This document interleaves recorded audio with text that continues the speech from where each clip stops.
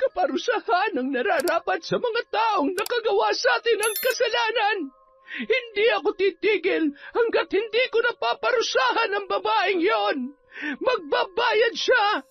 Bibigyan ko siya ng alaala na kung makakayanan at mabubuhay siya, ay hindi niya makakalimutan. Toyang, huminahon ka nga! Hindi! Hindi ako hihinahon, Raul. Tingnan mong mabuti ang ating anak. Hindi ko maaatim na hindi siya ipaghiganti. Kagagawan niya ng asawa niyang higad. Lalagyan ko ng higad ang kanyang katawan. Tutal, kauri niya naman yon. Huwag ka mag-alala, anak ko. Pasasakitan ko ang mga taong gumawa nito sa'yo. Ibibigay ko ang parusa na hindi nila makakalimutan. Taon 1989, Mindanao. Isa ko sa mga nakasaksi sa kwento ng aking kaibigan na si Carlo. Nakita ko kung paano siya nasaktan at lumubog sa kanyang pighati na nararamdaman. Kabiguan para sa kanya ang ginawa ng kanyang asawa na ibinigay ni Carlo ang lahat sa kanya, magandang buhay, pagmamahal at katapatan. Masasabi kong ang napakapalad ng kanyang asawa dahil ang lalaking pinapangarap ng ibang babae na hindi mapalad sa asawa ay nasa kanya, ngunit sinayang at sinaktan niya lamang yun. Nakilala ko si Carlo sa ibang bansa na bahagi pa rin naman ng Asya. Pareho kasi kaming nagtatrabaho sa isang restaurant at magkasama sa mga sideline kapag tapos na ang aming trabaho.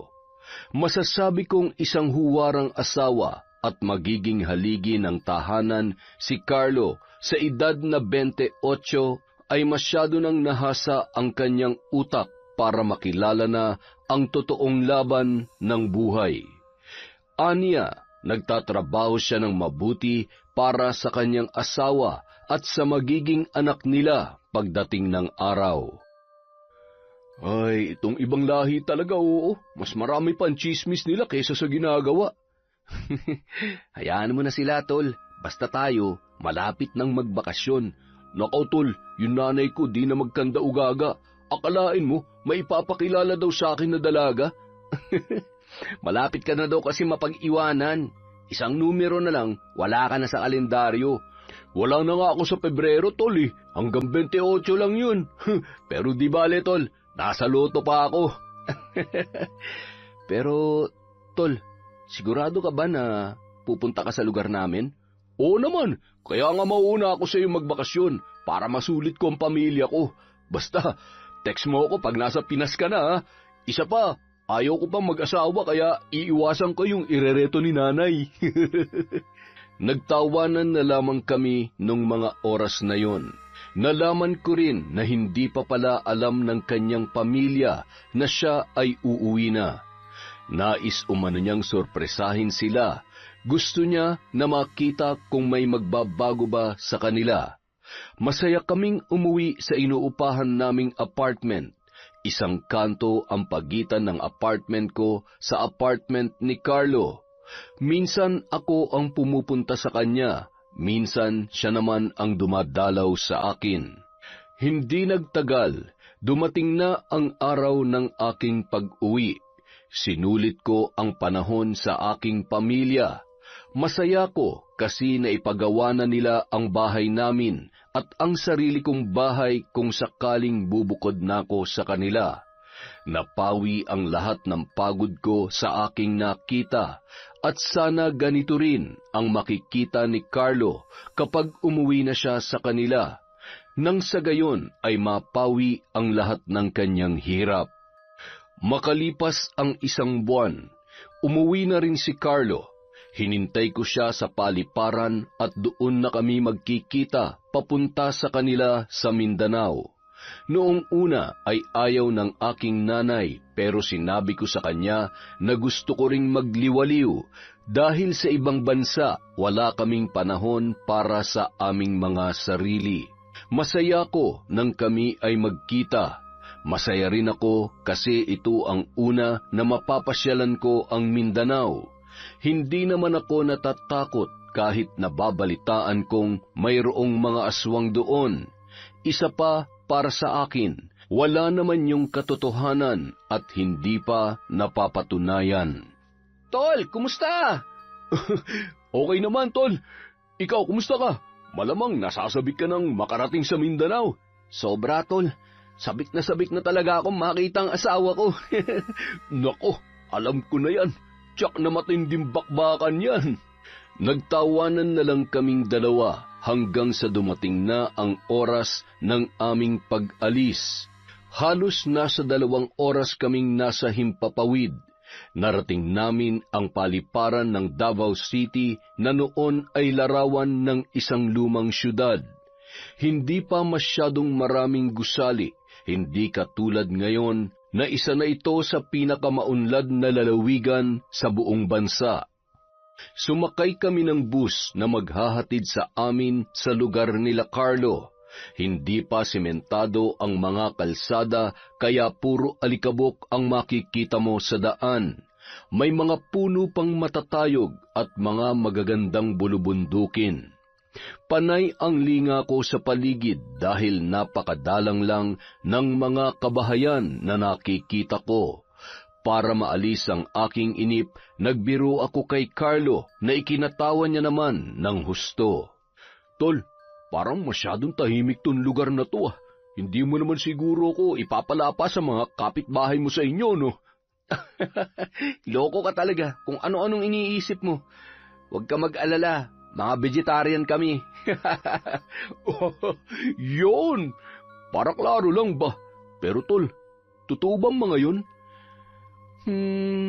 Ewan tol, marami nagsasabi na totoo pero ako tol, sa 28 ko na sa mundo, di pa naman ako nakakakita. Mas naniniwala ako tol sa mga mangkukulam at mambabarang. Di ba? Alam mo na? Oo, naaalala ko. Yung nanay mo, di ba? Pero ang mainam tol, nagbago na siya nang makilalang tatay mo. Ay, ang pag-ibig nga naman. Pag dumapo sa puso ni Numan, nagbabago ang lahat.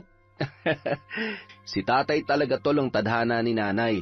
Akalain mo, albularyo at mangkukulam, nagkaibigan, di ba?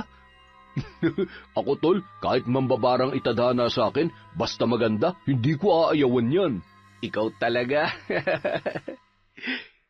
Hindi lingid sa aking kaalaman ang lihim ng nanay ni Carlo. Hindi ko rin naman kinatatakutan ang pamilya niya dahil mabuting tao ang aking kaibigan, kaya natitiyak ko na ganoon din ang kanyang pamilya. Isa pa, wala naman akong kasalanan para matakot. Sigurado rin naman ako sa aking sarili na hindi ko lang basta kaibigan si Carlo, kundi matalik kaming magkaibigan na para ng magkapatid. Hindi ko na namalaya ng oras. Ginising na lamang ako ni Carlo nang nakarating na umano kami. Medyo malayo-layo pala ang biyahe. Pakiramdam ko buong araw akong nakaupo. Sulit ang 30 pesos sa biyahe namin na parang namumulot ng karayom sa daan. Mura pa ang pamasahe noon pero mahirap talagang kumita ng pera. Wow, tol, mukhang hindi naman masyadong libliban lugar ninyo. Wala naman sigurong baboy ramo dito, no? Liblib ang baryo, tol, pero hindi naman masukal. Kaya asahan mo, walang baboy ramo dito. Ahas ang marami. Uy, ayos na yung ahas, tol. Wag lang baboy ramo. Ay, nao. Tara na nga. Masaya kaming naglalakad sa baryo ni na Carlo at namangha ako sa mga nakita ko, lalo na ang mga kapitbahay nila. Nakangiti sila habang binabati si Carlo at sa puntong yon umiiral na naman ang aking malikot na imahinasyon. Alam mo, tol, ganitong-ganito talaga yung napapanood kong mga palabas sa lugar ng mga aswang palangiti daw yung mga tao. Buti pa, maging manunulat ka na lang, tol. Ang dami mo naiisip Oy, Carlo, nakarating ka na pala. Abay, mukhang gumagwapo ka lalo Salamat po, Mang Gustin. Malamig lang talaga doon at bihira ang araw kaya namumutla. Sige po, magkumustahan tayo mamaya. Napangiti naman ang matandang tinawag ni Carlo na Mangustin. Ngunit hindi pa kami masyadong nakakalayo ay narinig ko ang sinabi ng isang kapitbahay tungkol sa asawa ni Carlo. Hindi ko alam kung narinig niya rin yun. Pwedeng oo, pero hindi na lamang niya pinansin. Ang sabi kasi ng kanyang kapitbahay, Kawawang Carlo, hindi niya alam na iniiputan siya ng asawa niya sa ulo at ang matalik pa niyang kaibigan ang kalaguyo ng asawa niya.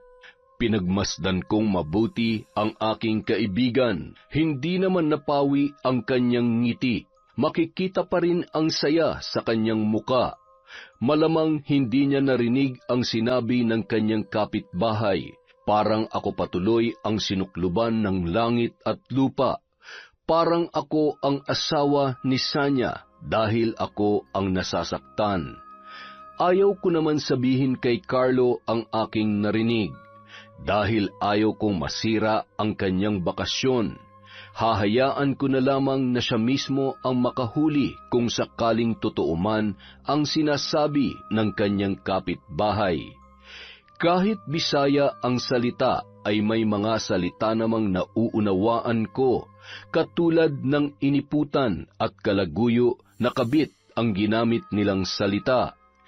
Kahit matalik niya akong kaibigan, may mga bagay talaga na minsan hindi na natin dapat pinakikialaman. Basta ang mahalaga ay hindi mo iiwan ang iyong kaibigan sa oras ng kabiguan. Dinadalangin ko na lamang na sana ay hindi yun totoo, pero alam ko na may katotohanan dahil hindi naman nila sasabihin yun nang walang basehan o hindi nila nakikita. Carlo, anak! Abay, naririto ka na! Raul! Raul! Ang anak mo nandito na! Aba, ikaw nga yan, Carlo! Nay, tay, kumusta po kayo? Mabuti naman anak, mabuti. Ikaw, kumusta ka na? Mukhang pumuti ka yata ng kaunti ah. Ay, maputla lang, tay. Siya nga po pala, may kasama po ako. Si Ricky po, tay, kaibigan ko sa ibang bansa. Isang Manila boy po, kaya kailangan magtagalog tayo. Magandang araw po. Aba, ba't hindi kayo nagsabi na darating kayo? Dali, sunod na ta. Natawa si Carlo nang tila ako ay naguluhan sa sinabi ng kanyang ina. Bisaya ang pangunahing salita dito sa Mindanao, ngunit hindi naman ako nahirapan dahil sila ang nag-a-adjust para sa akin. Sa totoo lang, mababait ang mga tao dito. Maalaga sila sa kanilang bisita at tinitiyak nila na hindi ka maiilang. Sabi ni nanay, pasok na daw tayo. Ang sulod sa Tagalog ay pasok o pumasok. Balang araw, matututunan ko rin yung salitang yan. Mukhang kakaiba kasi at nakakaaliw. Nako, lalo na pag nagbiro kami, sasakitan tiyan mo sa kakatawa. At pumasok na kami sa loob ng kanilang bahay. Masasabi ko na maganda ang kanilang tahanan, na ayon sa tatay ni Carlo ay mula umano yon sa pinaghirapan ng kanilang anak. Dito nila ibinuhos ang perang ipinapadala sa kanila ni Carlo. Si Sanya naman umano ay dun sa kabilang bayan nagpatayo ng bahay para malapit sa paaralan. At kung magkakaanak sila ni Carlo ay hindi na yon mahihirapan pa sa pagpasok. Hindi pa po alam ni Sanya na nandito na ako. Nadadalaw niyo po ba siya sa bayan? Ay, hindi pa kami nagagawi sa bahay ninyo buhat nung lumipat siya. Naging abala rin kasi kami dito. Pero madalas siyang nagagawi dito para dalhan kami ng mga gulay, karne at isda. Sigurado magugulat si Sanya, tol, kapag nakita ka. Maganda rin siguro yung naipatayo niyang bahay para sa inyo. Sana nga, tol. Mamaya pupuntahan natin siya sa bayan. Napatango na lamang ako, pero sa totoo lang, may bahagi sa loob-loob ko na nagigilty ako dahil sa aking narinig. Ngunit ayaw ko naman yung sabihin sa aking kaibigan, dahil sabi ko nga, may mga bagay na hindi na dapat pinakikialaman. Ilang sandali pa, naghanda na si Nanay Toyang ng pananghalian. Pagkatapos kumain, ay pinaplano naming pumunta sa bayan para sorpresahin ang asawa ni Carlo. Napagpasyahan namin na dito ko mananatili sa kanilang bahay na para sa akin ay mas ayos. Mas tahimik kasi rito kumpara sa bayan. Nang matapos kaming mananghalian ay umalis na kami para puntahan ang kanyang asawa. Bahagya pang nakipag-usap si Carlo sa mga kapitbahay nila at ako ay kanyang ipinakilala. Ang iba ay namamanghang makita ko.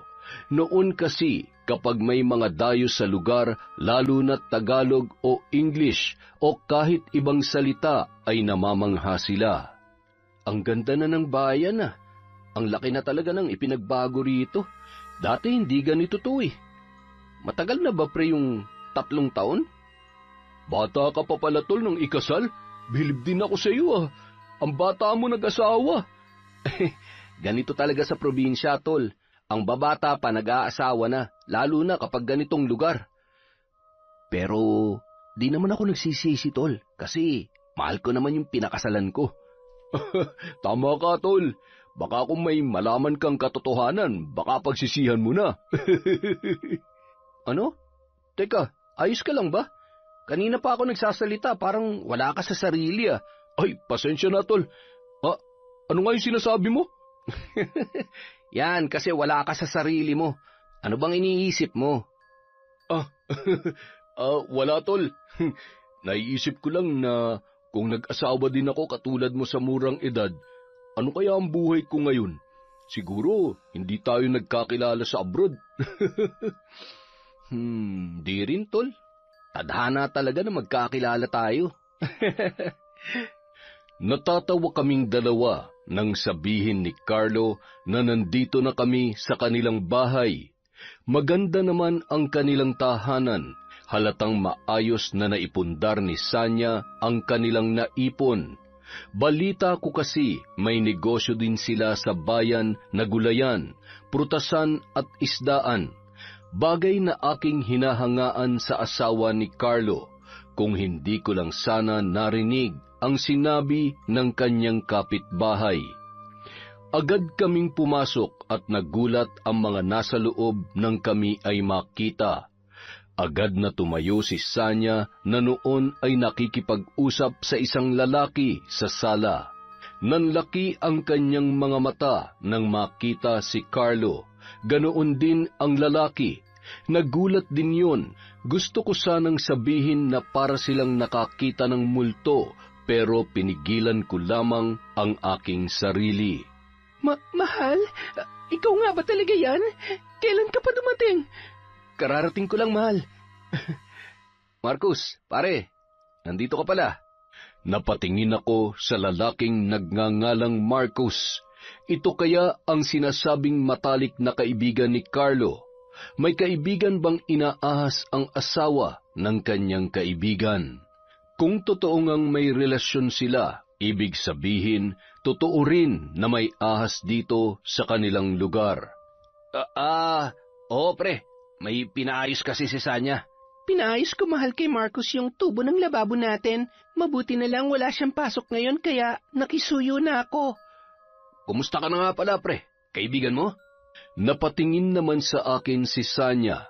Sakalang din niya napansin na may kasama pala ang kanyang asawa. Hindi ko alam pero iba talaga ang aking kutob. Pakiramdam ko merong namamagitan sa kanilang dalawa. Ayaw kong isipin na kakatapos lang nilang gumawa ng milagro dahil pawis na pawis pa ang lalaki.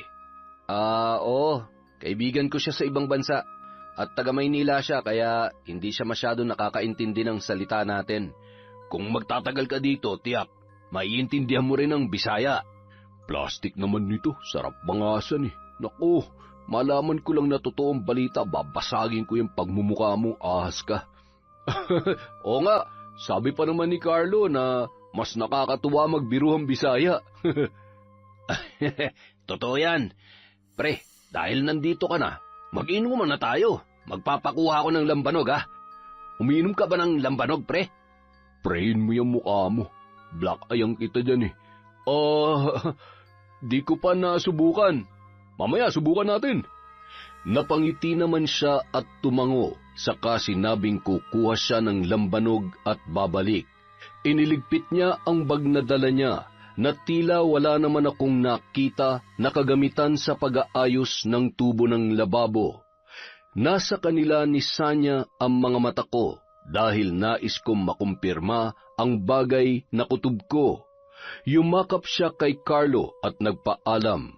Kinamayan din niya ako at pagkuway nagpaalam kay Sanya. Hindi nga ako nagkakamali, mayroong namamagitan sa kanila dahil sa paraan ng kanilang tinginan. Makikita sa mata ng lalaki ang matinding pait at selos, habang tila nalulungkot naman si Sanya. Mahal, bakit hindi ka nagsabing darating ka? Di sana nakapaghanda ako ng pananghalian natin. Hindi tuloy ako nakapagluto. Gusto ko kasi talagang sorpresahin ka, mahal. At isa pa, nagtanghalian na kami sa bahay, kaya ayos lang kami. Hindi bale, ipaghahanda ko na lamang kayo ng masarap na hapunan at masarap na pulutan para naman may laman ng tiyan nyo kapag magiinuman na kayo. Salamat, mahal, ha? Kinagabihan, bumalik nga si Marcus kasama ang ilan sa kanilang mga kaibigan. Ipinakilala naman nila ako sa mga yun. Nagsimula ang aming inuman at masaya naman kaming nagkakausap. Ganun pa man, pasimple akong napapatingin kay Marcus na panay ang lingon sa loob ng bahay ni na Carlo. Hindi ako nagpapahalata. Napatingin ako sa mga kasama ko, lahat sila halos ay lasing na. Ako kasi hindi talaga madaling malasing. Malakas ang tolerance ko pagdating sa alkohol kahit na anong alak pa yan. Napatingin ako kay Carlo na lasing na rin. Nagtaka ko dahil hindi naman madaling malasing ang aking kaibigan. Napaisip ako na sa lambanog lang pala siya matutumba.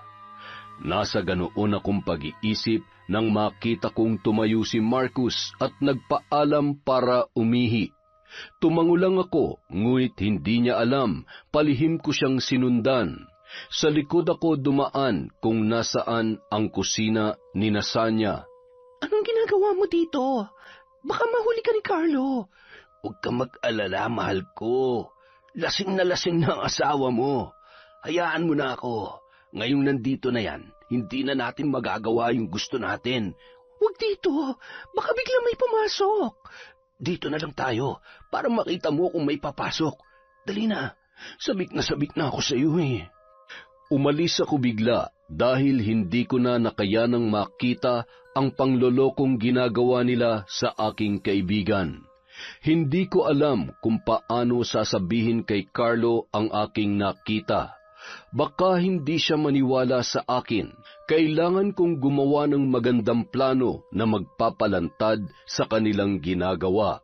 Bumalik ako sa aming pwesto at nagkunwaring umiinom. Nakita kong bumalik na rin si Marcus at makikita ang maaliwalas nitong muka. Tapos na ba? Nakaraos ka na? Ha? Anong ibig mong sabihin, pre? Baka kalimutin ka ba? Sabi mo kanina, ihing-ihi ka na. Di nakaraos ka na. Magana ba pakiramdam mo? Oo.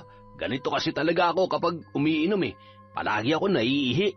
Sayang yung iniinom mo, iihi mo lang. Mukhang tayong dalawa na lang ang magtutuloy nitong inuman, ah. Inom pa na marami ka pang maiihi. Natawa siya sa aking sinabi. Hindi ko alam kung nahuhulaan niya ang ibig kong sabihin. Pinigilan ko ang inis sa kanya. Balak ko na sana siyang lasunin ng gabing yon. Nagtimpi lamang ako at pinakalma ang aking sarili. Hindi nagtagal, nagpaalam na rin sila ng kanyang mga kaibigan. Dinala ko naman si Carlo sa loob ng bahay. Nang makapasok kami, ay agad naman akong tinulungan ni Sanya na maipasok sa kanilang silid si Carlo. Kinabukasan, umuwi muna ako sa bahay nila Carlo sa bukid Alam ko na ang daan papunta sa kanila, kaya mag-isa na lamang ako. Tulog pa si Carlo, pinataob siya ng lambanog. Hindi mo mapapataob sa mga whiskey at beer, pero napataob ng lambanog. Hindi niya tuloy nakita ang pagtataksil ng kanyang asawa at ang pang-aahas sa kanya ng matalik niyang kaibigan. Para sa akin, walang totoong kaibigan na gagawin ang ganung bagay sa kanyang itinuturing na para ng kapatid. Oh, anak Ricky, mag-isa ka lang ba? Opo, Nay. Lalasing po kagabi si Carlo kaya tulog pa siya nung umalis ako. Nagkape ka na ba? Hindi pa nga, Tay. Bumili ako ng pandesal para dito na magkape. Ay, tamang-tama ang dating mo. Magkakape pa lamang kami ni Tatay Raul nyo. Ako nang bahala magtimpla, ha? Masaya kaming nagkakape hanggang sa nagpaalam si Nanay Toyang na magluluto na ng agahan. Kami naman ni Tatay Raul ay abala sa pagpapakain ng kanyang mga alagang hayop. Marami kasi talaga silang mga alaga. Nang matapos naming pakainin yon, naupo ako sa lilim ng puno kung saan kami nagkakape. Hindi ko namalayan ang paglapit ni Tatay Raul dahil sa napakalalim ng aking iniisip. Anak, mukhang malalim ang iniisip mo, ha? Tay, tila may bumabagabag sa'yo. Ano ba ang problema mo? Nababagot ka na ba rito? O namimiss mo na ang pamilya mo? Naku, hindi po ganun, Tay. Sanay akong mawalay sa pamilya ko ng matagal. Katunayan, mas sanay ako na palaging malayo sa kanila. Mukhang mabigat ang dala-dala mo sa loob mo. Masyadong malalim ang pagbuntong hininga mo. Maaari kang magbahagi sa akin.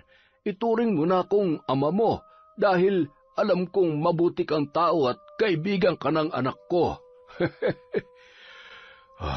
Tay, matagal na po bang magkaibigan si Marcos at si Carlo? Oo, simula nung bata pa sila ay magkaibigan na silang dalawa. Para na nga magkapatid ang mga yan dahil may pagkakataong dito na natutulog si Marcos. Matagal na nga, pero ba't nagawa niyang ahasin ng kaibigan niya? Bakit mo nga pala naitanong? Napatingin ako kay Tatay Raul. Ngumiti naman siya sa akin. Makikita sa kanyang muka ang pagiging mabuting tao. Muka na marami nang natulungan. Muli akong napabuntong hininga. Pakiramdam ko napakalaking pasanin ang aking daladala sa aking kaloob-looban na hindi ko alam kung paano babawasan. Magsabi ka lamang at ako'y makikinig. Tay, wala po ako sa lugar para magsalita, pero hindi ko maatim na parang iniiputan si Carlo sa ulo ng asawa niya. Matalik kong kaibigan si Carlo at itinuring ko na rin siyang nakababata kong kapatid, kaya nasasaktan ako sa nangyayari, Tay. Teka, ano ba ang ibig mong sabihin? Sasabihin ko, Tay, pero huminahon lang po kayo, ha? Huwag kayong mabibigla. Si Marcos at si Sanya po, niloloko si Carlo. May namamagitan po sa kanilang dalawa. Ako mismo nakakita sa kusina sa ginagawa nilang pagtataksil sa kaibigan ko. Pero bago yan, narinig ko na sa isang kapitbahay niyon tungkol dyan nung dating namin dito kahapon. Nagulat si Tatay Raul sa aking sinabi, ngunit mas pinili niyang ikalma ang kanyang sarili. Nakiusap siyang wag munang ipaalam kay Nanay Toyang ang aking natuklasan dahil ayaw niyang may gawing hindi maganda ang kanyang asawa. Napapatingin naman siya sa akin habang sinasabi ang katagang yun. Hindi na rin ako naggulat kung ano ang kanyang ibig sabihin dahil naiintindihan ko. Sabi ko nga, hindi naman lihim sa akin ang totoong pagkatao ni Nanay Toyang. Ilalantad ko ang kataksilan nila, Tay. Hindi ako papayag na parang ginagawa nilang tanga si Carlo. Mabuting tao ang anak ninyo. Hindi niya dapat maranasan ng ganun. Masaya ako, Ricky, dahil nagkaroon ng kaibigan ng aking anak na katulad mo. Nasa ganoon kaming tagpo nang dumating sina Carlo at Sanya, kasama ang walang hiyang si Marcus. Napaisip ako kung gaano ba kakapal ang mukha ng lalaking yun na nagawa pang sumama sa kanilang bahay. Naramdaman kong mahigpit akong hinawakan ni Tatay Raul sa aking balikat. Napatingin ako sa kanya. Napatango pa siya na tila ba sinasabing magkunwari kaming walang alam. Tol, narito ka na pala. Iniwan mo ako dun ah. Nagmano sila nang makalapit kay Tatay Raul. Napahawak pa ako sa kanyang balikat na tila pinapakalma siya dahil nanggagalaiti na siya nang magmano si Marcos at Sanya. Nakita ko namang pigil na pigil si Tatay Raul sa kanyang galit. Nasa ganoong kaming tagpo nang tawagin ni Aling Toyang si Carlo at sabay-sabay silang lumapit kay nanay at nagmano. Tay, kalma lang ha. Akala ko ba huwag tayong magpapahalata? Parang mauuna ka pang manuntok eh. Kalma lang tay. Relax ka lang. Ay, alam ko na ang pakiramdam mo anak. Talaga namang nakakapanggigil nga pala. Iba pala kapag kaharap mo na sila. Oo nga tay, basta huminahon ka lang. May lalantad din natin yan. Sabay pa kaming napatingin kay Nanay Toyang nang tinawag niya kami para mag-agahan. Napatango pa kami ni tatay sa isa't isa at sabay na pumasok sa loob ng bahay. Naabutan pa naming dalawa na nakaupo na ang tatlo kasama si Nanay Toyang. Halina kayo't mag-almusal na tayo. Masaya si Carlo na nagkukwento tungkol sa kabataan nila ni Marcus, kung paano umano naging saksi ang tahanang ito sa kanilang pagkakaibigan. Tawang-tawa naman si Marcus habang pinapakinggan ang kwento ni Carlo. Sa totoo lang, parang gusto ko siyang bangasan nung mga oras na yon. Pakiramdam ko, nag-akyatan lahat ng dugo ko sa ulo dahil sa inis na aking nararamdaman. Nakakatuwang isipin na ang tahanang ito ang piping saksi sa lahat ng karanasan ninyo. Kung makakapagsalita lang sana ang tahanan, no? Para maikwento niya nangyayari sa loob niya, pribado man o hindi. Hindi ba, Sanya? Nagulat sila sa aking sinabi, maliban kay Tatay Raul. Nakita ko namang tila namutla si Sanya, habang si Marcos naman ay tila ba pinagpapawisan. Nasa ganoon silang pagkagulat nang tumawa ko ng malakas at inayos ang aking pagkakaupo.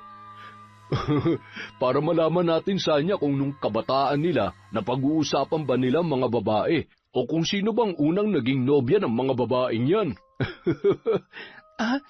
Oo nga. Balita ko, maraming nagkakagusto kay Carlo nung kabataan niya. Nako, si Marcus ang maraming naging kasintahan. Naalala mo si Tanya, Marcus? Sabi mo, una't huling pag-ibig mo yon, di ba? Napatingin ako kay Marcus na napapatingin sa tila galit sa kanyang si Sanya. Payak naman siyang tumawa at sinabing bata pa lang siya noon. Isa pa, nasa Maynila na umano si Tanya at malabo nang makabalik pa dito sa kanilang lugar. Paano kung bumalik si Tanya? Anong gagawin mo, Marcus? Malabo na yun, pre. Baka nga may asawa na yun eh. Kung sakali lang naman, wala naman sigurong magagalit, di ba? Kaya, halimbawa lang naman, may magagalit ba, pre? Ay, wala naman. Kung babalik siya, hindi ko pa alam. Depende siguro sa sitwasyon. Nang matapos kaming mag-agahan, sinabi ni Tatay Raul na kung maaari ay dito muna mamalagi si Sanya sa kanilang bahay. Tutal, 3 naman ang kanilang kwarto. Para naman mas makasama nila ng matagal si Carlo bago bumalik ng ibang bansa para muling magtrabaho. Sa una, nag-aalangan si Sanya pero kalaunan ay pumayag din yon. Makahulugan pa kaming nagkatinginan ni Tatay Raul. Maya-maya, nagpaalam na si Marcus at sinabing babalik na lamang sa ibang araw. Inaya niya pa kami na muling mag-inuman. Sa isip-isip ko, lalasingin niya na naman si Carlo para makaskor na naman kay Sanya. Isang araw, umalis si Sanya papunta sa bayan. Aniya, may kukunin lang siyang damit dahil halos basa lahat ng kanyang kasuotan. Paanong hindi mababasa? Nilabhan niya kahit hindi naman labahin. Para-paraan talaga para lamang siya ay makatakas. Pumayag naman si Carlo at sinabihan niya pa ito na huwag magtatagal at huwag magpapaabot ng dilim. Nang makaalis na ang babae, inaya ko naman si Carlo kinahapunan na pumunta sa bayan at mamili ng mga ulam. Sinabi ko pang sakto lang din at isabay na namin pabalik si Sanya. Pumayag naman siya at umalis na kami. Tila ba hulog din ng langit na naroon ang kanilang mga kapitbahay na nagkukwentuhan. Kawawa naman si Carlo, no? Napakabuting tao pero niloloko ng asawa. Naramdaman kong bumagal ang lakad ni Carlo na tila ba nakikinig sa usapan ng kanilang mga kapitbahay. Tinanong ko pa siya kunwari bakit mabagal siyang maglakad at sinenyasan niya lang ako na huwag maingay. Naku, hayaan mo na. Malalaman din niya ni Carlo. Ang mabubuting tao, hindi pinababayaan ng Diyos. Mahuhuli niya rin niyang sina Marcos at Sanya. Nagulat na lamang ako nang dali-daling sumakay sa karosa ng kalabaw si Carlo. Hindi pa uso ang tricycle sa kanila nung panahong yun. Kung hindi ka sasakay sa karosa ng kalabaw, ay maglalakad ka ng 30 minuto bago makalabas sa baryo. Pagkatapos ay sasakay ka ng padyak papunta sa bayan, na kung tatakbuhin mo ay mauuna ka pa siguro na makarating sa iyong patutunguhan. Depende na rin sa pagpadyak ng nagmamaneho nito. Pagdating namin sa bahay ni Sanya ay mas tumindi pa ang usap-usapan na kung si Carlo umano ang kanyang asawa ay kaano-ano naman nito si Marcos na siyang pinakikilala ni Sanya na kanyang kinakasama. Napakuyom ang kamao ni Carlo at dali-daling pumasok sa loob ng bahay. Diretso sa kwarto nilang mag-asawa at maging ako mismo ay naggulat sa tagpong aming nasaksihan. Mga hayop kayo! Napakasasama nyo! Hayop ka, Marcos! Traidor ka! Carlo, mahal! Hayaan mo ko magpaliwanag! Lumayo ka sa akin! Nakakadiri ka! Paliwanag? Ano pang ipapaliwanag mo, Sanya? Rinig na rinig namin ang lahat. Dito nyo pa ginagawa mismo sa pamamahay ko na pinaghirapan ko sa ibang bansa? Ang kapal ng mukha mong malandi ka! Kung anong ganda at amo ng iyong muka, punong-puno lang pala ng pagbabalat kayong pagkatao mo. Nakakadiri ka! Tama na, pare! Pare? May gana ka pang tawagin akong ganun? Kapal naman ang mukha mo. Ahas ka, Marcos. Itinuring kitang kaibigan at para ng kapatid. Pero ito pang igaganti mo sa akin sa lahat ng kabutihan ko? Ang sabi ko, bantayan mo, hindi mo ahasin. Mga hayop kayo. Ang sasama nyo. Lumayas kayo dito. Layas! Carlo, mahal ko, patawarin mo ako. Nangungulila lang ako sa'yo. Carlo! Bitawan mo ako. Nandidiri ako sa'yo. Nangungulila?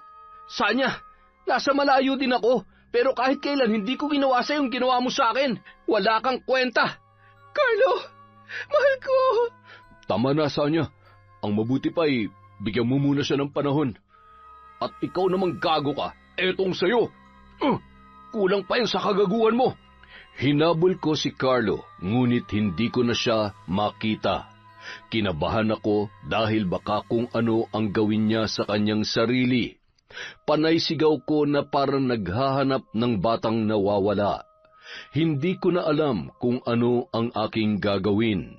Isang padyak driver ang nagsabi na hinatid niya si Carlo sa may ilog. Kaya dali-dali akong sumakay sa kanya para magpahatid din doon. Mainam na lamang at may kabataan pa ang nagmamaneho, kaya mabilis ang kanyang pagpapatakbo. Nanlaki ang mga mata ko nang makita ko si Carlo sa tabi ng ilog na wari ko'y magpapakalunod. Kaya dali-dali akong bumaba, pati ang padyak driver ay bumaba na rin. Carlo! Carlo! Tol! Tol, hayaan mo na ako mamatay. Tol, hindi silang dahilan para tapusin mong buhay mo. Kung magpapakamatay ka, para mo na rin sinabing talo ka, Tol. Niloko nila ako, Tol. Ang sakit! Niloko nila ako! Carlo! Bakit ka tumalon? Carlo! Hihingi na sana ako ng tulong nang biglang tumalon ang padyak driver at dali-daling sinagip si Carlo na sa kabutihang palad ay di pa nalunod ng husto. Inuwi namin si Carlo, maging ang kanyang mga kapitbahay ay nag-alala nang makita siya na parang lantang gulay at basang-basa dahil sa pagtalon sa ilog. Ay, Diyos ko! Carlo! Anak! Ano nangyari sa'yo? Iniakyat ng mga kapitbahay ang nananamlay na si Carlo habang panay naman ang iyak ni Nanay Toyang. Tay, natuklasan po ni Carlo ang lahat. Muntik na siya magpakamatay. Tumalon po siya sa ilog. Ay, ito na nga ba ang kinakatakutan ko? Tiyak akong hindi papayag ang Nanay Toyang mo na hindi makaganti. Sabay pa kaming napatingin sa bahay nang biglang nagsisigaw sa iyak si Carlo. Maging si Nanay Toyang ay napapasigaw na rin. Nagkatinginan pa kami ni Tatay Raul bago umakyat sa taas. Nakasalubong pa namin ang mga pababang kapitbahay. Anak, ano ba nangyari sa'yo? Napaano ka ba? Hayop. Mga hayop sila. Mamatay na kayo, mga hayop kayo. Mamatay na kayo. Anak, Carlo, huminahon ka. Ano ba nangyari? Ricky, anong nangyari sa kanya? Napayuko na lamang ako nang magtanong si Nanay Toyang. Sa halip na sumagot, ay humikbi na rin lamang ako ng palihim. Sa totoo lang, marami akong kinatatakutan noong mga oras na yun. Natatakot ako na baka makagawa ng kasamaan si Nanay Toyang na alam kong isang mabuting tao.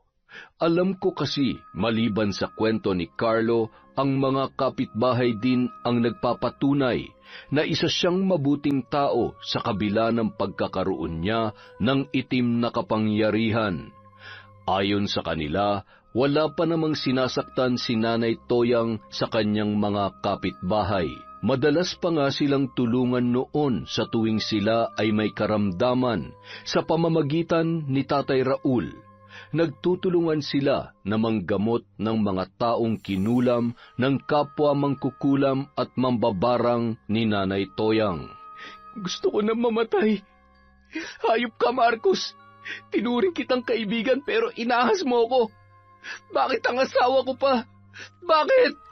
Nanlaki ang mga mata ni Nanay Toyang nang marinig ang sinabi ng kanyang anak. Makikita mo sa kanyang mga mata ang gulat at pait sa narinig.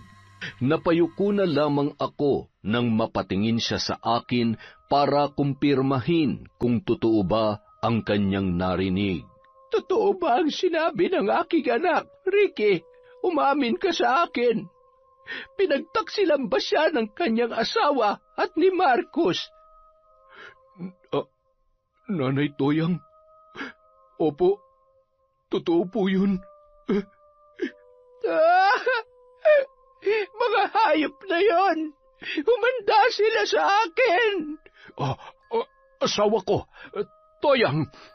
Noy, huminahon po kayo. Ano ang kasalanan ng aking anak? At bakit ginawa nila yon? Naging mabuti tayong mga magulang kaysa niya at hindi natin siya pinag-isipan ng masama. Nagpapakahirap ang anak ko sa ibang bansa para sa kanilang kinabukasan. Ngunit ano ang ginawa niya?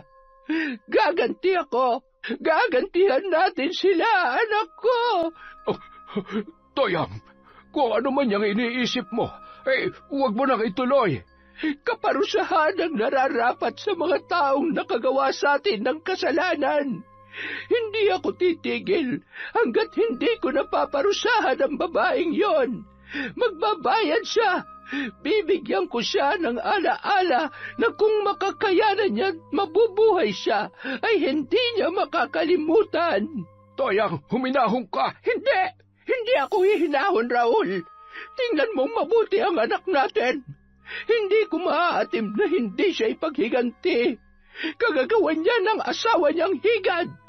Lalagyan ko ng higad ang katawan niya. Tutal kauri niya naman yon. Huwag kang mag-alala, anak ko. Masasakitan ko ang mga taong gumawa nito sa iyo. Ibibigay ko ang parusa na hindi nila makakalimutan. Toyang naman, hayaan mo na lamang na Diyos ang magparusa sa kanila. Mauunawaan ng Diyos ang gagawin ko dahil mararamdaman din niya kapag nasaktan ang kanyang anak.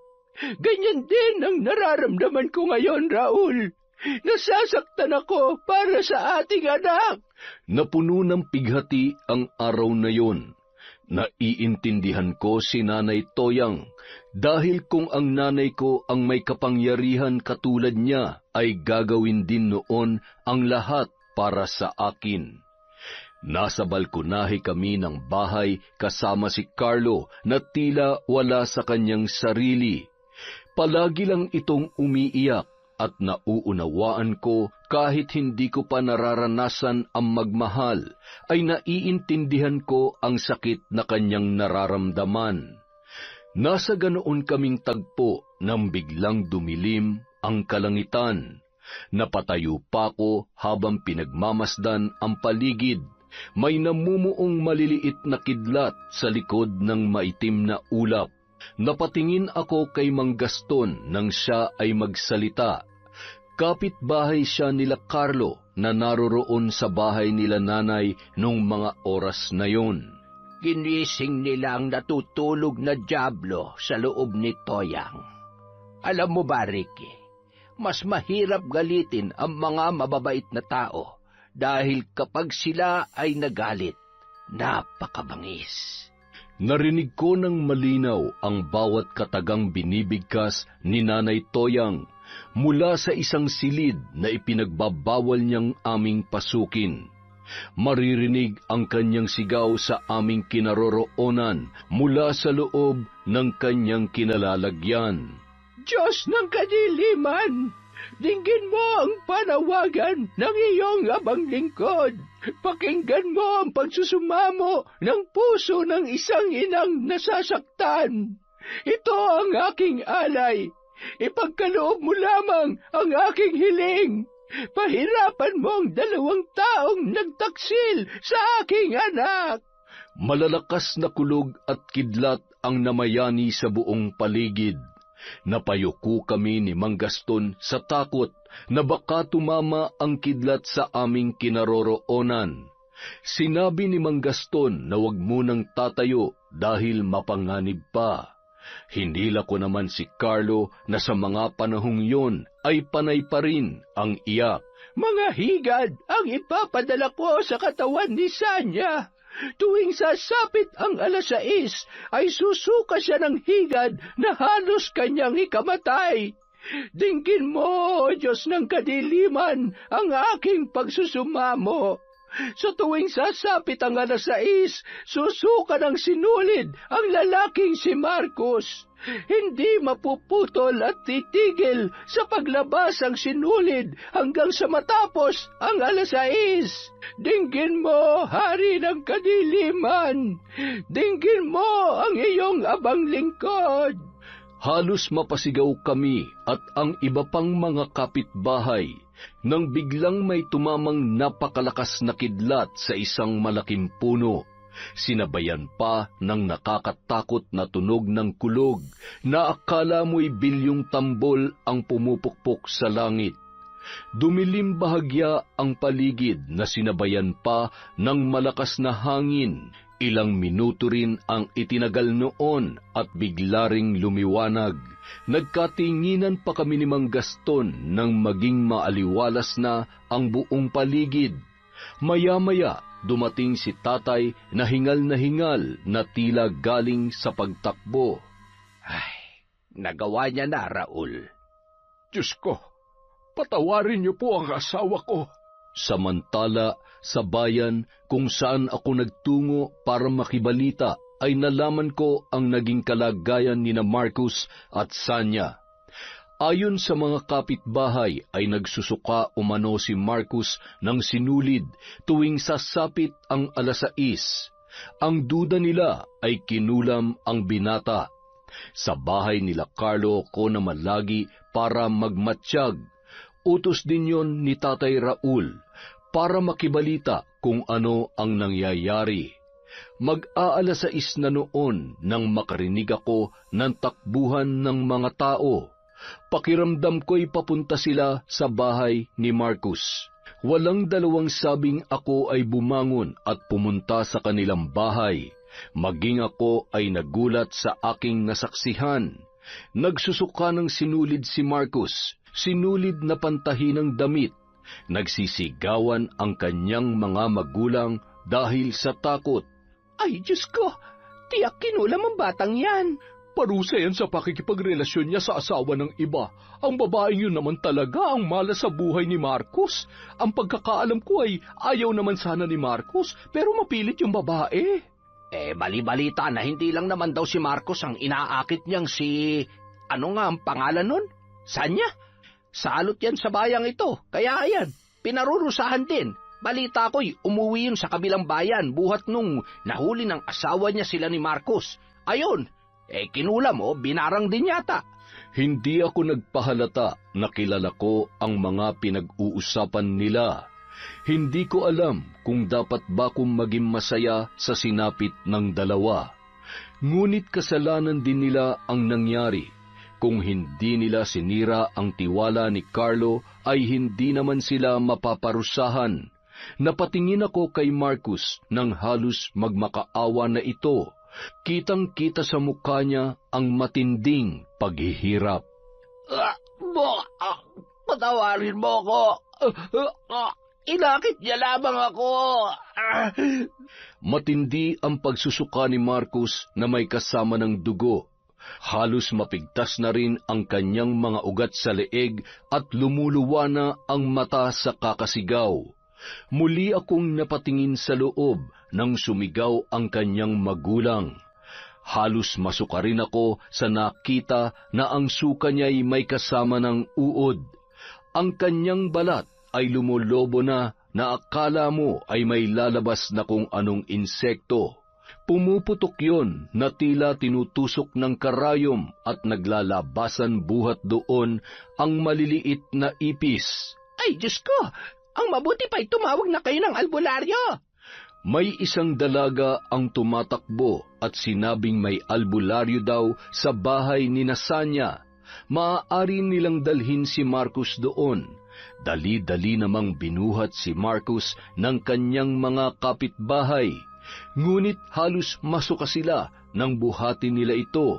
Puro sugat na ang katawan ng binata at malansa ang amoy. Samahan pa ng mga uod at ipis na lumalabas sa kanyang katawan. Buhay pa ang lalaki pero siya ay inuuod na. Kalunos-lunos ang kanyang sinapit. Kung nagulat ako kay Marcus, ay mas nagulat ako sa nangyayari kay Sanya. Nakita ko siyang parang sinasapian at nangingisay habang may lumalabas na uod sa kanyang bibig. Ang nakakadiri pa, mabuhok ang mga uod na kilala sa tawag na higad. Makatirin yun kapag dumapo ang mga buhok nito sa iyong katawan. Diyos ko po, mahabaging langit! Matindi siguro ang galit ng nagpabarang sa kanila. Sabi ng kapitbahay. Napalingon na lang ako sa loob ng bahay nang tumayo ang albularyo at napailing-iling. Nakapagpahinga na ang dalawa. Pagtingin ko sa rilong pambisig ay mag-7 na ng gabi. Matindi ang galit ng nambarang sa dalawang ito, at iisa lang ang gumawa noon. Nakagawa sila ng kasalanan. Ang lalaking ito ay kabit ng anak ninyo. Nagulat ang ina ni Sanya sa kanyang narinig at napaiyak na lamang. Aniya, hindi siya makapaniwalang nagtataksil ang anak niya kay Carlo, gayong napakabuti ng lalaki at ng pamilya nito. Alam na alam din niya kung gaano kamahal ni Carlo ang kanyang anak. Si Carlo lamang ang makakapagpatigil nito, dahil nagawa lamang ng mambabarang ang bagay na ito para kay Carlo. Ang kasalanan ay may kaparusahan, at ang kaparusahan may kaakibat na kamatayan. Ang paghingi ng tawad ang tanging paraan para maibsan ang galit. Walang kahit anong gamot ang makakapagpagaling sa kulam o barang dahil sa kasalanan. Ang sumpa na dahil sa inggit ng ibang tao, madaling gamutin. Pero ang barang dahil nakagawa ka ng kasamaan sa kapwa mo tao, ay siyang walang gamot, maliban sa paghingi ng kapatawaran. Umuwi ako matapos kong masaksihan ang lahat. Nakita ko si Tatay Raul na nakaupo sa bakuran habang si Carlo ay nasa balkonahe pa rin at walang imik. Nang makita ko ni Tatay Raul ay agad siyang lumapit sa akin. Ako naman, napabuntong hininga na lamang saka umupo. Tay, kung makikita mo lang ang kanilang sitwasyon, kahit ikaw, maaawa ka. Noon, hindi ako naniniwala sa mga kulam at barang, pero nung makita kong sinapit nilang dalawa, masasabi kong totoo nga po talaga. Kasalukuyan kaming nasa bakuran sa may lilim ng puno kung saan mayroong upuan. Maririnig mo ang tunog ng mga kuliglig na sumasabay sa simoy ng hanging panggabi. Nakatingin ako sa silid ni Carlo kung saan maririnig ang kanyang pag-iyak. Nararamdaman ko ang sakit na kanyang dinaranas nung mga panahong yun. Ang barang na dulot ng kasalanan, anak, ay mahirap gamutin, lalo na kung ang pinasakitan mo ay isang mabuting tao. Yan din po ang sabi ng albularyo. Kapatawaran lamang ang natatanging paraan. Ay, nako, Ricky, naway wag magbago ang pagtingin mo sa iyong nanay Toyang. Mabuti siyang tao, mapagmahal na asawa at ina. Nagawa niya lamang ito sapagkat mahal na mahal niya si Carlo. Nag-iisa lamang namin siyang anak. Tay, nasa ibang bansa pa lang kami ni Carlo. Alam ko na mabuting tao si nanay. Kayong dalawa, nakikita ko ang kabutihan ninyong dalawa kay Carlo. Naging madamdamin ang usapan namin ni Tatay Raul. Nagpasalamat siya sa akin sapagkat nauunawaan ko si Nanay Toyang. Paano ko ba huhusgahan ang isang ina na ginawa lamang ang bagay na yun para sa kanyang pinakamamahal na anak? Kinabukasan, muli akong nagtungo sa bayan para magmatsyag. At habang tumatagal, lalong nagiging kalunos-lunos ang sinasapit ng dalawa.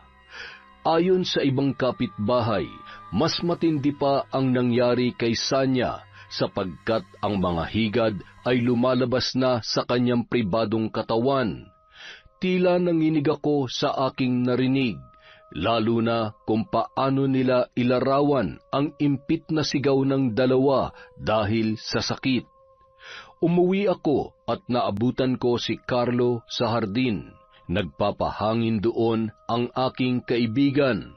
Napangiti siya nang ako ay makita at ganoon din ang aking itinugon sa kanya.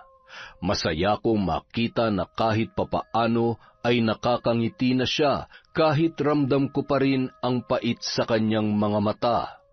Kinumusta niya ako at tinanong kung saan ako nanggaling. Gumuhit sa aking muka ang lungkot at pangamba na kanya namang ikinabahala. Tol, bakit? May problema ba? San ka galing? Sa bayan, Tol. Sa bahay ninyo. Naroon pa ba yung mga hayop na yon? Si Sanya, nandun pa ba siya? Wala na, Tol. Pero baka isang araw mabalitaan mo na lang. Paglalamayan na sila. Ha? Anong ibig mong sabihin? Anong paglalamayan? Hindi mo alam? Hindi. Ano ba yun? Wala ako sa posisyon na magsalita, Tol. Mainam na ikaw na lang ang makakita. Tara sa bayan. Umalis kami ni Carlo para puntahan sina Sanya. Panahon na siguro para siya ang makakita. Para siya mismo ang makapagdesisyon kung patatawarin niya ba ang kanyang asawa at ang kanyang kaibigan.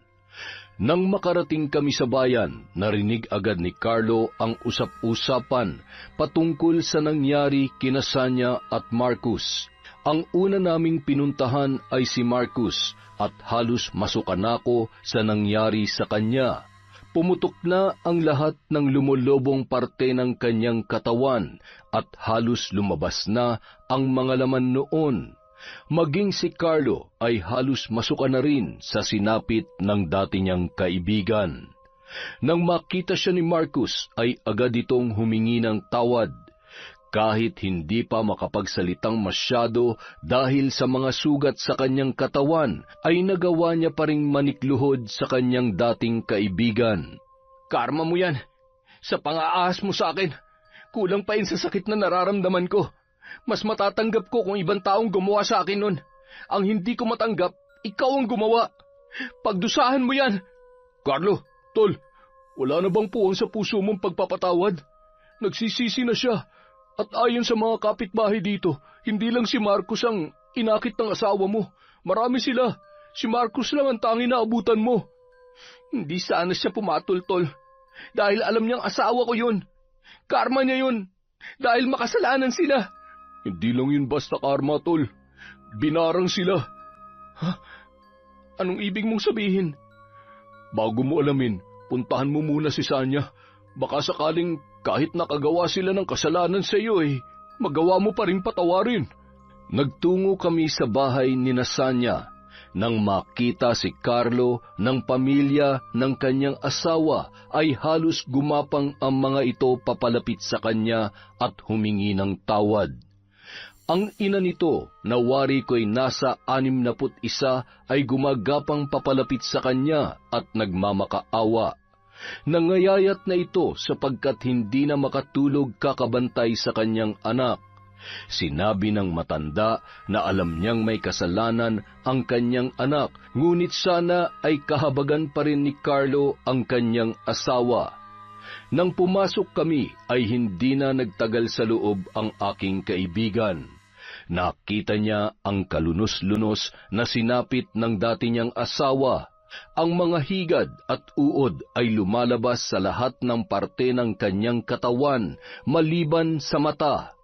Halos butot balat na rin ito at animoy bangkay na hindi pa nalilibing at butot balat na lamang. Ang tanging narinig lamang ni Carlo kay Sanya bago lumabas ay ang paghingi nito ng tawad. Sinong gumawa niyan sa kanila, tol? Hindi na lamang ako umimik at sa pamamagitan ng pananahimik ko ay alam na ni Carlo kung sino ang may kagagawan noon. Nanlaki ang kanyang mga mata habang sinasabi na kailangan na naming umuwi. Ngunit bago pa man kami makaalis ay nagsisigaw ang dati niyang asawa.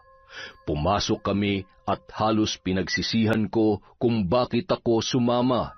Hindi ko talaga makakalimutan ang nangyari kung paano halos napupunit na ang balat ng babae na tila hinihila nito. At kapag nahati ang balat ay may lalabas na mga insekto sa kanyang katawan. Tumakbo si Carlo at sumunod naman ako. Alam ko na kung saan siya pupunta. Pagdating namin sa kanilang bahay ay nagsisigaw siya na tinatawag ang pangalan ng kanyang ina. Nagtataka naman sila Mang Gaston na sumunod. Nakatayo kami sa ibaba habang si Carlo ay pumasok sa loob ng kanilang tahanan. Si Tatay Raul naman na galing sa gubat para maghanap ng halamang gamot ay nagulat kung bakit nag-uumpukan kami sa loob ng kanilang bakuran. Magtatanong pa sana siya nang marinig ang boses ni Carlo mula sa itaas. Nay, ba't mo namang ginawa yun? Alam kong kayong gumawa nun sa kanila. Dahil sinaktan ka nila. Sinaktan nila ang kaisa-isa kong anak. Nay, Oo, sinaktan nila ako, pero hindi ko hiniling na gantihan mo sila. Kung makikita mo lang ang sitwasyon nila ngayon, hindi mo gugustuhin na mangyari sa akin yun, Nay. Nakikiusap ako. Bawiin mo na ang sumpa mo. Pakiusap, Nay. Ganun na lamang makadali sa'yo para sabihin yan. Ha, anak? Hindi mo alam kung saan ang pinaghuhugutan ko ng galit dahil hindi ka pa naging isang magulang. Kapag magulang ka na, ay mauunawaan mo ang lahat. Nay, huwag mo nang ilubog ang sarili mo sa kasamaan. Darating ang panahon, iiwan niyo rin ako. Nanaisin mo ba na habang buhay akong usigin ang konsensya ko dahil ako ang dahilan kung bakit niyo nagawa yon? Nay, nasaktan lang ako, pero hindi ako namatay. Babangon din ako, Nay. Mahirap pero kayang-kaya ko to. Pagdating ng araw, tatawanan ko na lamang ang sakit na nararamdaman ko ngayon. Pero ang pamilya ng binarang ninyo, hindi nila makakalimutan kung ano ang nangyari sa kanilang mga anak. Yan ang mabuti. Ang magdusa sila dahil sa kalokohan ng kanilang mga anak. Nay, ano ka ba? Wala ba kayong takot sa Diyos? Dahil sa galit binabalot na ng kasamaan ng puso ninyo. Kayo pa ba nanay ko? Parang hindi na. Nay, nakalimutan niyo na ba? Nasa kabila ng pang-aasar sa akin noon na anak ako ng mambabarang, si Marcos lang ang tanging tao na hindi natatakot sa inyo. Isa siya sa nakikipagbasag ulo para lang ipagtanggol ako sa mga kalaro namin noon. Oo, nagalit ako sa kanya dahil sa nangyari.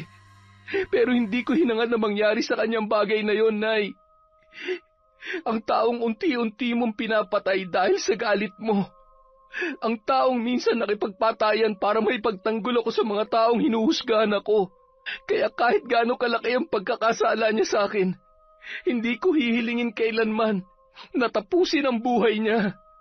Narinig kong umiyak noon si Nanay Toyang, kaya umakyat kaagad si Tatay Raul para tingnan ang kanyang mag-ina. Bawiin niyo na ang sumpa, Nay. Kung gusto niyo pa ako makita. Anak, alisin niyo na yung itinanim niyo sa kanilang katawan. Pakiusap. Hindi kayo mapapatawad ng Diyos sa ginagawa ninyo, Nay. Kaya kung hindi niyo yun aalisin, isipin niyo na lamang na kasama nila akong mamamatay dahil hindi na ako magpapakita pa dito kahit kailan. Carlo, anak. Anak, Carlo! Hindi na sila nilingon ni Carlo at dali-dali itong bumaba. Hinawakan ko pa siya sa braso para pigilan. Para sa akin, nanay pa rin niya si Nanay Toyang at masasaktan ito sa kanyang gagawin. Tol, wag naman ganito. Tol, ito lang ang tanging paraan na naiisip ko para lumambot ang nanay ko. Magtiwala ka sa akin. Carlo! Anak ko! Carlo! Nauunawaan ko ang gustong ipahiwatig ni Carlo noong mga oras na yon. Marahil sa ganitong paraan niya mapapakalma ang kanyang ina. Alam niya kasi napipiliin siya ni Nanay Toyang kaya ganun na lang ang kanyang kondisyon. Para sa akin, matalinong hakbang at malakas ang kutob ko na mas pipiliin ni Nanay Toyang si Carlo. Toyang, pakinggan mo ang anak natin. Mas gugustuhin ko pang mamatay na lamang kesa hindi siya makita. Pakiusap asawa ko. Nay, alam ninyo, sa ibang bansa pa lang alam ko na kayo'y mambabarang. Walang nililihim sa akin si Carlo, ngunit ang pagiging mambabarang niyo ay hindi naging dahilan para layuan ko siya. Kasi alam kong mabuti kayong mga magulang dahil nakikita ko ang kabutihan niyo kay Carlo. Toyang, patawarin mo na sina Marcos at Sanya dahil natitiyak kong napatawad na sila ng anak mo. Kung hindi pa niya napapatawad ang dalawa, hindi niya gagawin ang makiusap na alisin mo na ang sumpa sa kanila. Nay, tanggalin niyo na po ang sumpa. Si Carlo na lamang po ang isipin ninyo. Oo nga naman, Toyang. Katulad ng pagpapatawad ko sa iyo noon nang malaman kong si Raul ang mahal mo. Napatingin kami kay Mang Gustin nang marinig namin ang kanyang sinabi. Napakamot na lamang sa ulo ang matanda at sinabing kalimutan na lamang namin ang aming mga narinig. Asawa ko, pakiusap, alisin mo na sa kanila ang sumpa. Bakit ba ang ingay ninyo? At ikaw, Gaston, bakit ka nakikisali dito? Anong patawad ang sinasabi mo? Dahil sa ingay ninyong tatlo, hindi ko tuloy maisip ang dasal at mga gamot na kakailanganin ko. Dahil ang mga sinasabi ninyo ang sumasagi sa isip ko. Ay nako, pasaway na mga lalaki. Nagtawanan kaming tatlo habang hinahatid ng tingin si Nanay Toyang sa kanyang silid.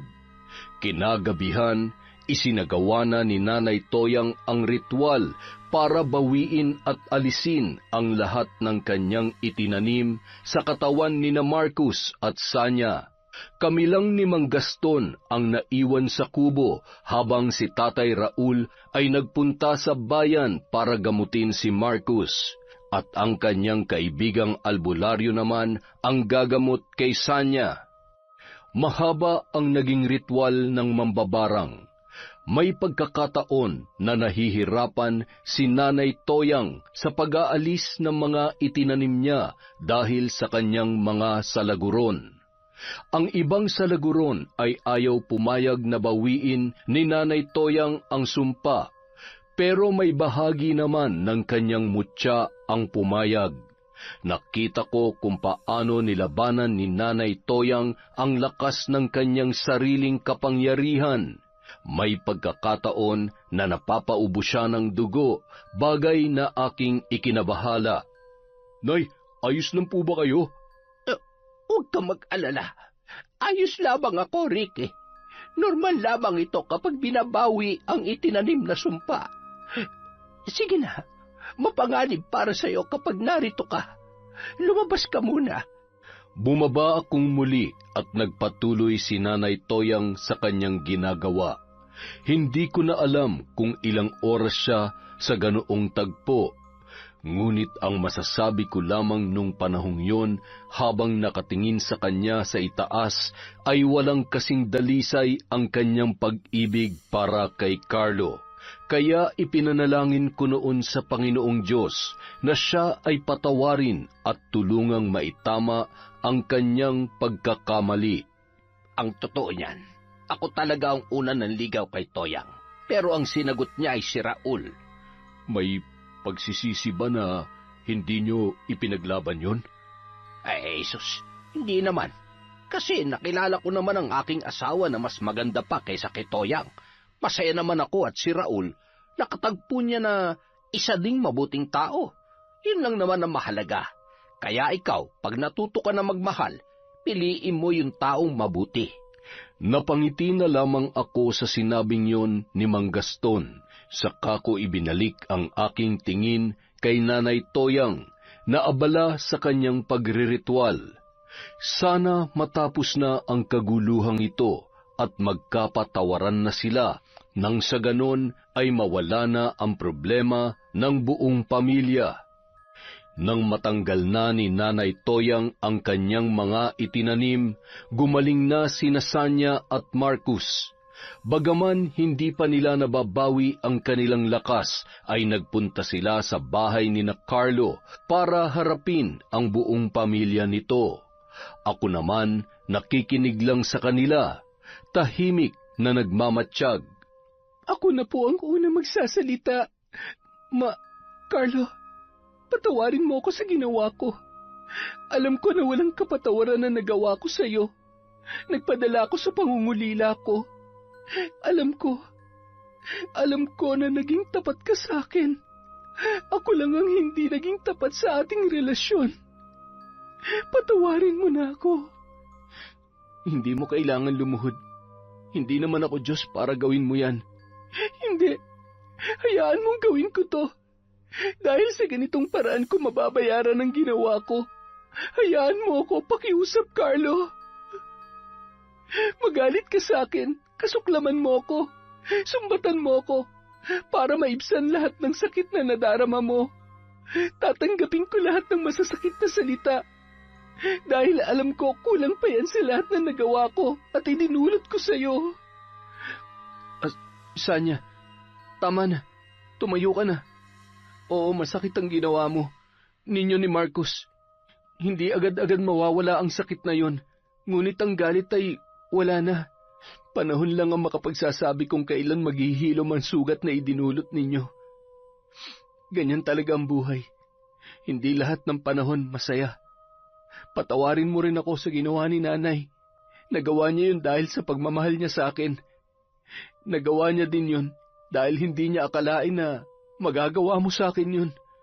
Pinagkatiwalaan niya kayo ni Marcus at minahal na parang mga anak dahil alam niyang mahal kita at mahalaga sa akin ang pagkakaibigan namin ni Marcus. Hindi, Carlo. Nauunawaan ko si nanay. Wala siyang kasalanan. Ako lang ang may kasalanan. Alam ko na mabuti siyang taong ngunit dahil sa akin, napukaw ang galit niya. Nauunawaan ko si nanay. Nay Toyang, alam kong hindi niyo ako mapapatawad. Pero humihingi pa rin po ako ng tawad. Sorry po sa mga naidulot ko sa inyo. Patawarin niyo po ako, Nay. Kayo rin po, Tay. Sorry po sa inyo. Pinapatawad na kita, anak. Dahil alam kong napatawad ka na ni Carlo. Hayaan mo ang panahon ang maghilom sa sugat ng puso ko. Balang araw ay mapapatawad din kita. Pero sa ngayon, hindi ko pa kaya yon, Sanya. Nauunawaan ko po kayo. Maghihintay po ako na dumating ang araw na yon. Pagkatapos ni Sanya ay lumapit naman si Marcus. Inalalayan pa siya ng kanyang kapatid dahil nang hina siya dulot ng kanyang pangangayayat. Nakakahabag ang kanyang kalagayan. Pare, Carlo, hindi ko alam kung saan ako magsisimula. Alam ko na kulang pang nangyari sa akin para maging kabayaran sa kasalanan ko. Pero patawarin mo ko. Tol, patawad. Alam ko hindi sapat ang salitang yun para mabayaran ko ang ginawa ko sa iyo. Napatingin na lamang ako kay Carlo. Makikita ko sa kanyang mga mata, hindi ang galit at hindi rin siya naaawa. Nakatingin lang siya sa kanyang kaibigan. Hindi ko alam kung tama pa bang sabihin kong kaibigan o baka dating kaibigan na lamang. Nanatili lang siyang nakatingin sa umiiyak na si Marcus hanggang sa napaluhod na rin ang lalaki. Sinayang ko naging samahan natin. Nagpadala ako sa tukso. Kung may pinagsisisihan man ako sa buhay ko, yun ay ang sinira kong tiwala mo at ang pagkakaibigan nating dalawa. Nagkamali ako, Tol. Patawarin mo sana ako. Tumayo ka. Hayaan nating ang panahon na lang ang siya maghilom sa lahat ng sugat na meron tayo. At ikaw, Sanya, alam ko na kahit magkabalikan tayo, hindi mo pa rin kakayanin kapag nalayo ako. Kaya mainam na palayain na lamang kita at tapusin na lamang natin ang lahat. Nakita ko ang sakit sa mga mata ni Sanya nang marinig ang sinabing yon ni Carlo. Pero mas pinili niyang yumuko, umiyak at tumango na lamang dahil nakikita ko rin na buo na ang desisyon ng aking kaibigan. Mahirap sa akin ang desisyong ito, Sanya. Pero alam mo yan, dahil alam mo rin kung gaano kita kamahal. Panahon na para mahalin ko rin ang sarili ko. Magpagaling ka, ibalik mo ang iyong lakas at magsimula ka muli. Kung mahal mo si Marcus, sana'y siya na ang huli. Maging tapat ka sa kanya, dahil kahit hindi siya naging tapat sa pagkakaibigan namin, naging tapat siya sa pagmamahal niya sa iyo. Ako, magsisimula akong muli at babangon muli. Babalik ako sa ibang bansa at doon ko bubuuin ang aking sarili. Pero, Carlo, kasal tayo sa mata ng... Hindi, Sanya. Pag-iipunan ko ang pagpapawalang bisa sa kasal natin. Nang sa ganun, pareho na tayong maging malaya. Ilang sandali pa, tumayo na si Carlo at umalis. Kami naman ni Nanay Toyang ay sumunod na lamang sa kanya. Alam kong mahirap para kay Carlo ang lahat. Mahirap dahil ipinaubaya niya ang alam niyang mahalaga sa kanya. Walang iba kundi si Sanya. Walang araw noon na hindi niya ikinukwento sa akin ang kanyang kasintahan. Halos buong araw na lamang si Sanya ang laman ng aming usapan.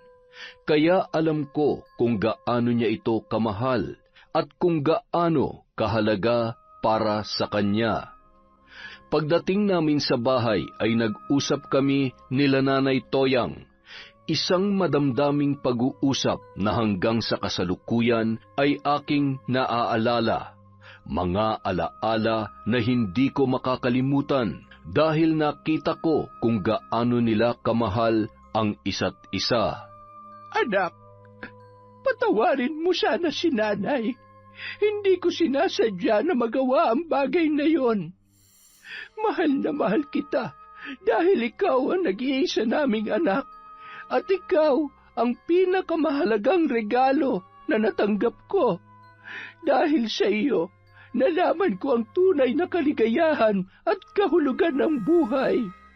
Binigyan mo ng kulay, kayo ng tatay mo ang dating malungkot at madilim kong mundo. Patawarin mo sana ako. Patawarin mo si Nanay. Alam ko, Nay, na nagawa mo lamang yon dahil sa pagmamahal niyo sa akin. Nauunawaan ko po kayo. Dahil bata pa lang ako, alam ko na kung gaano niyo ako kamahal. Patawarin niyo ako, Nay. Dahil sa akin nakagawa kayo ng kasalanan na hindi niyo dapat ginawa. Mahal na mahal ko po kayo ni Tatay. Mahal na mahal ka rin namin, anak. Baka naman gusto niyo akong isali dyan. Nandito rin po ako. O siya, halika na nga. At dumating na ang araw ng pag-alis namin ni Carlo. Malungkot man, ngunit nangako kaming magbabakasyon ulit. Naging madamdamin ang aming pag-alis at maging ako ay naging malungkot din.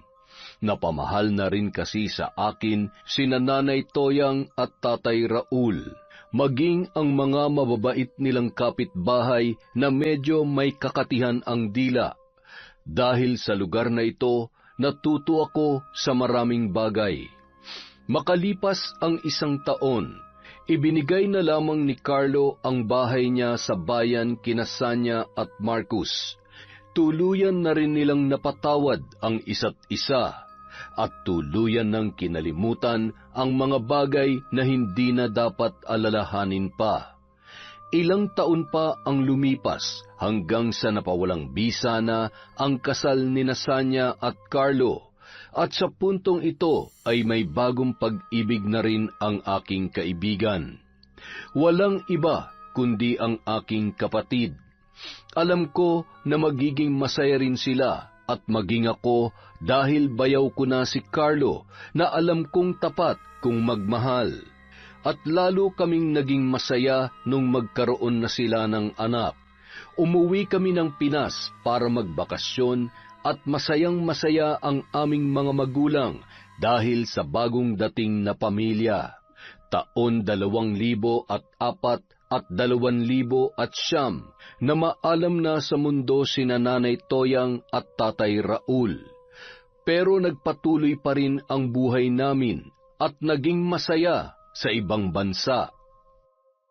Yon, isa na naman pong magandang kwento mula sa Kwentong Enteng. Dahil dyan, meron na naman tayong shout out. Simulan po natin kina Maria Grace at Roberto Grefaldia.